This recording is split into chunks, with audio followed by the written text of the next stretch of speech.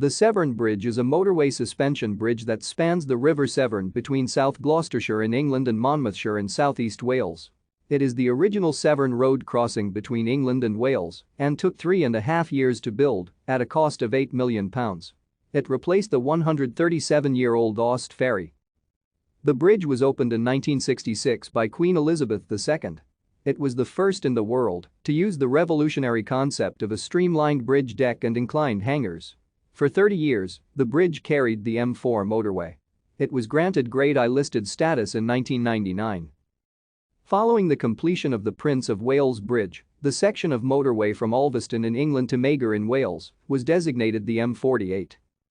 The first proposal for a bridge across the Severn, approximately in the same location as that eventually constructed, was in 1824 by Thomas Telford, who had been asked to advise on how to improve mail coach services between London and Wales.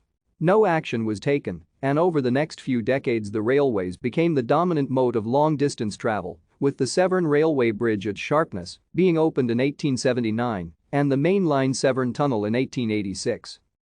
The growth of road traffic in the early 20th century led to further calls for improvements, and in the early 1920s Chepstow Urban District Council convened a meeting of neighbouring local authorities to consider a Severn crossing to ease congestion and delays on the A48 passing through the town. Thank you for watching. Like and subscribe if you would like to view more of our videos. Have a nice day.